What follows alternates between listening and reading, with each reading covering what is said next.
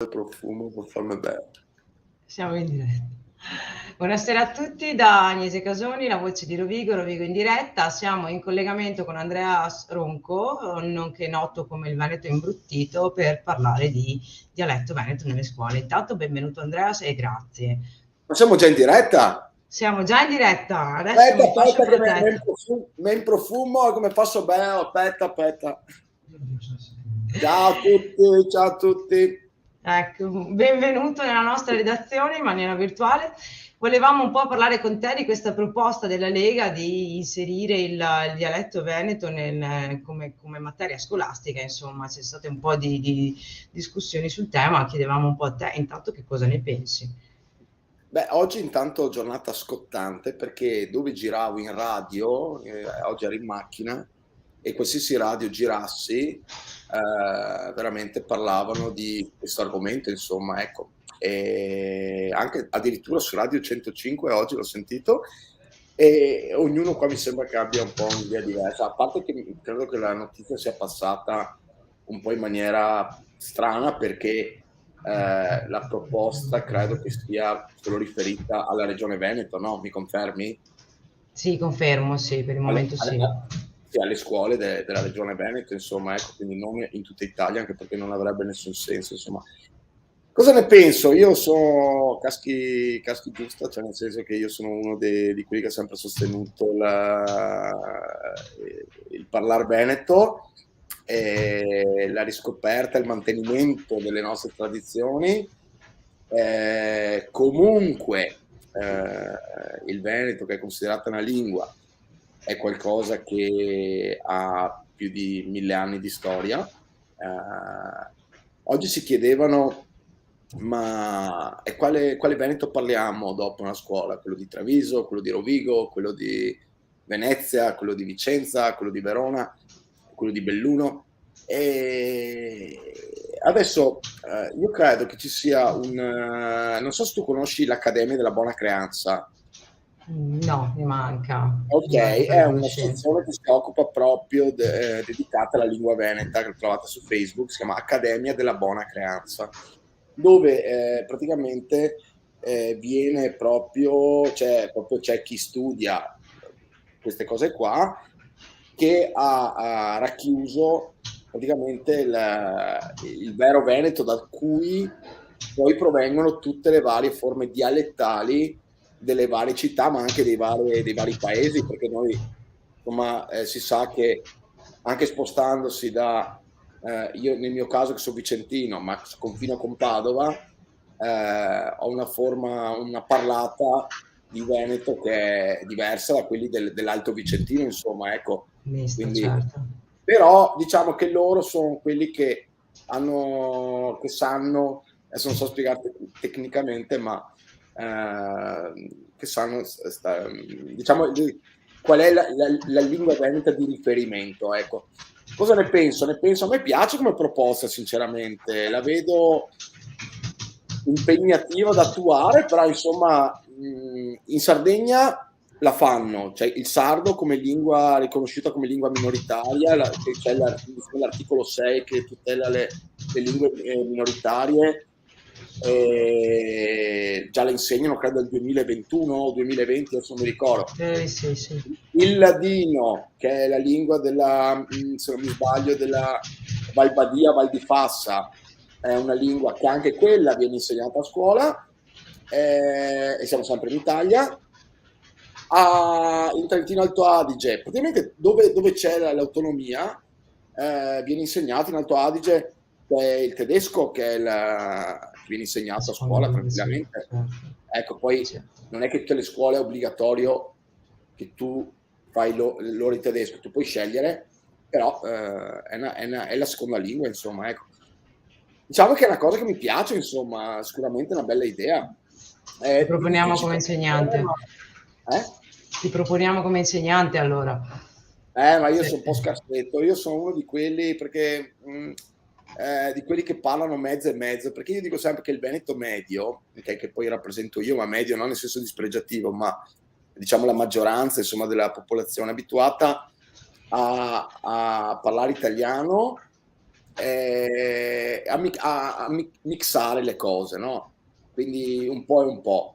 Quando sei nel lavoro, soprattutto, quando devi essere formale, parli italiano. Quando sei nel lavoro, parli metà e metà, ma te capissi meglio in Veneto. E quando sei incazzato, e lì l'italiano ti scappa via, cioè Sì, sì. prova a Certo. pensarci. Cioè. Quindi anche l'idea di inserirla in programmi televisivi come parlavano in radio, cioè potrebbe essere anche interessante, insomma, fare magari delle trasmissioni in Veneto, in dialetto veneto. Allora, se mi chiedi di fare dei programmi televisivi direttamente, risponderei di no, nel senso che non lo vedo attuabile per due motivi. Uno, perché proprio tecnicamente tu prova a pensare chi è che investe anche a livello pubblicitario su una... Cioè, già è difficile cioè, che è l'azienda, cioè, ci dovrebbe essere una trasformazione culturale di anni, secondo me, prima di arrivare a quello. E non troverei interessante, almeno io personalmente, a vedere un programma. Sono talmente abituato, ci sono nato con il programma in italiano, sarebbe come, non lo so, poi mi troverei senza lavoro, perché se dopo cominciano tutti a diventare la normalità, non ridono più delle mie cose, hai capito? Però voglio dirti, per esempio in Brasile, che c'è una zona dove ci sono più di 4 milioni di persone che parlano veneto, che è una forma di veneto che si chiama Talian, come non Italian, ma Talian, che è proprio diciamo questa loro la chiamano la lingua Talian, che è una forma di una declinazione del veneto. Là proprio ci sono programmi televisivi nazionali che parlano veneto, ma là ci sono nati però, cioè proprio ci nascono, cioè loro la parlano portoghese e italiano, cioè non è, capito? È come noi parlassimo italiano e veneto, però ci devi nascere quando sei piccolo. Certo. Quindi i programmi televisivi li vedo Un po' più difficili. li vedo difficili, anche perché se mi immagino io che dovessi andare a condurre un programma televisivo in Veneto, per primo non ce la farei, cioè non so, sì, sarebbe interessante culturalmente, ma non mi fa share, non so come spiegarti, non ha un tiro a livello commerciale, ecco. Poi a livello di come posso dirti, di desiderio, di dirmi ti piacerebbe, sì, mi piacerebbe, però dopo non so se lo guarderei, insomma, ecco, sicuramente. Certo, Questa è essendo onesti, insomma. si parla di questo progetto più che altro per la valorizzazione delle culture, delle usanze, delle minoranze linguistiche. Quanto pensi comunque sia importante a livello proprio di tutela del nostro valore come Veneto, come nostra lingua, portare avanti comunque dei progetti che lo facciano conoscere anche fuori dai confini regionali. Allora, dei progetti in che senso dici? Questo è un po' delegato magari credo alle regioni, ci possono essere comunque magari delle forme di interscambio o delle forme di comunicazione, insomma, per espandere la conoscenza del dialetto veneto, perché poi alla fine magari si conosce, è vero che si conosce in Veneto, ma comunque se tu vai, ho visto un tuo video, se vai a Napoli, qualcuno comunque ti capiva lo stesso, quindi... Sì, no, quello sicuramente. Allora, ti dirò, è molto interessante la cosa di riuscire a... Allora, partiamo da quello che tu hai, della parola che hai detto, della banalizzazione, no? Della forma dialettale e via. Io, per esempio, nella mia forma comunicativa, io sono poco istituzionale, ma tendo a giocare con i luoghi comuni per, mettiamola così, in maniera molto semplice, per rendere figo, okay, per fare moda, okay, sul tipo di parlata, ovvero con i luoghi comuni combattere il luogo comune.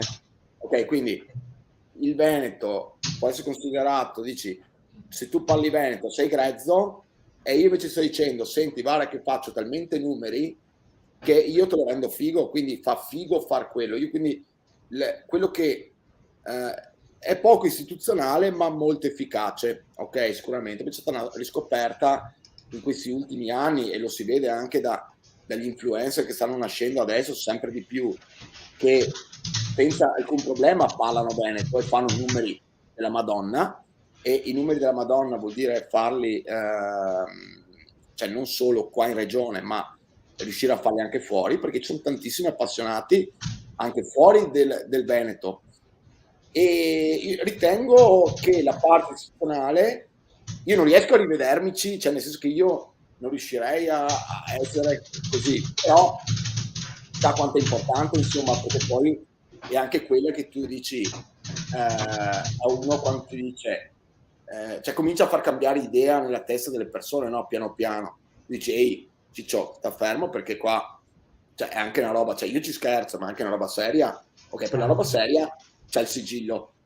Quindi lo ritengo assolutamente una bella idea. Tra l'altro, noi siamo andati come Veneto Imbruttito con Joe Madonna, alias Tony Sugaman, che è il mio collaboratore nuovo, nonché anche lui Veneto Imbruttito, da un anno, e con cui stiamo facendo lui fa le candid camera, e lui è stato alle Canarie, è stato in Spagna, a Barcellona, è stato in Germania, è stato in Croazia, è stato a Napoli, e parlando, la sfida è parlo veneto e vediamo se mi capiscono.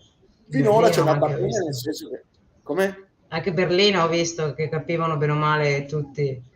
Sì, a Monaco. In Germania, Monaco a Monaco, scusa, sì, in Germania. A Monaco, grazie tra l'altro a uno sponsor, perché sì, anche i viaggi siamo riusciti a pagarceli. Non ci guadagniamo, ma lo facciamo per tenere su anche il nostro nome e tutto, quindi è una cosa veramente grazie anche allo sponsor, quindi che tra l'altro è di vicino, è in confine con Rovigo, e non so se posso dire il nome, ma si chiama Patata Veneta, che l'ho trovato in tutti i supermercati, quindi ok, adesso registro questo pezzo qua dopo e glielo mando, così gli faccio la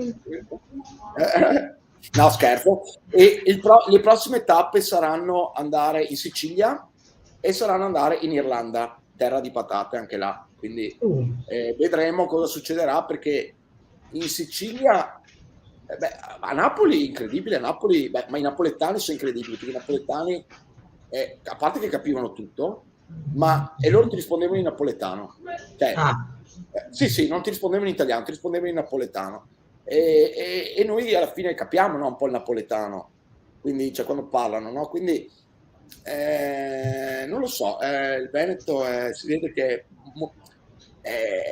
che si capisce, cioè se poi parli il Veneto, quello come posso dire, Padova, Rovigo, ok? È molto capibile, è quello più capibile di tutti, anche nel Rodigino, quello diciamo l'Alto Rodigino, Badia di Polesine, quelle zone lì, e è molto simile al padovano, insomma, siamo lì, ok? Certo, quindi si capisce. Ed è la cosa, diciamo, la forma più capibile. Se mi parla uno di Treviso, della sinistra Piave, come i miei zii, non lo capisco nemmeno io. Okay. Anche da Belluno è un casino, cioè, ecco. Sì, sono magari dialetti un po' più stretti, quindi è un po' più difficile, magari si è anche un po' evoluto anche il dialetto con i giovani, quindi forse è cambiato anche il dialetto che parliamo comunque. Infatti la domanda era proprio, cioè, che reazione avevano infatti le persone, e proprio avevo visto questo che scambiavi appunto la notte in albergo, no? Con un sacchetto di patate venete. Beh, in effetti ti capivano tutti, quindi comunque mi pare che la reazione comunque sia di accoglienza che di divertimento nei confronti di questa lingua alla fine, che evidentemente è più conosciuta di quanto pensiamo. E infatti evidentemente è più conosciuta di quanto pensiamo, e soprattutto, io dico sempre che, guarda, io ho fatto 18 anni all'estero, io dico sempre che l'accoglienza verso una persona dipende sempre da come ti poni tu verso gli altri, dal rispetto che tu hai verso gli altri. Se non ti dai in maniera simpatica, e ci hanno risposto anche in maniera simpatica, perché sinceramente noi ci aspettavamo gente che si cavolava a manetta, invece sono stati proprio simpatici. Io dico che abbiamo fatto anche una bella figura, abbiamo fatto fare una bella figura ai veneti, perché al di là della Candy, che è una cavolata fondamentalmente, no? Vai là, vendi patate e fai la figura di quello del Veneto imbruttito, ovvero quello proprio da Certo. strada che vuole darti le patate come scambio, no? Come il baratto. Ma il senso non era quello, il senso era quello di fare vedere intanto la percezione della gente verso di noi. E due, cioè andare a individuare come posso dire, le reazioni di loro per far capire, per dare un bel messaggio anche a volte anche di luoghi comuni di alcuni veneti verso il sud, queste robe qua, per esempio a Napoli è stato fondamentale che le persone abbiano reagito così, perché i napoletani stessi che hanno visto il video, se guardi sotto i commenti, ci hanno tutti fatto i complimenti, perché li abbiamo fatti apparire in un modo molto io li ho fatti apparire come sta la realtà, insomma, non è che è stata diciamo una cosa come posso dire, studiata. E stato molto felice di questo, insomma, ecco. Ci sei? No, persa. Chissà io sarò ancora in diretta o no? Abbiamo perso l'Agnese. Io continuo a parlare perché sono in diretta. Chissà.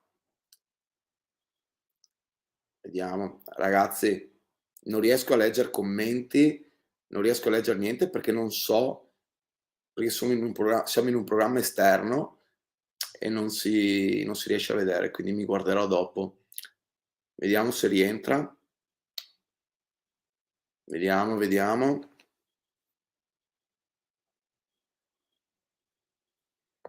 Tengo banco, te lo faccio. La voce di Rovigo!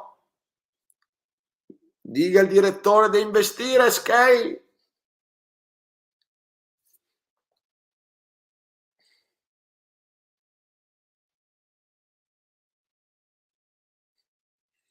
Ragazzi, scusate, ma aspettate un attimo.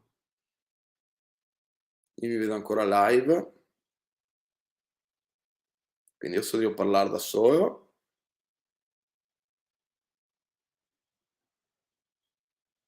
Vabbè ragazzi, mi dicono di salutare e uscire e niente, se ci ricolleghiamo in diretta bene, se no niente. Ciao ragazzi.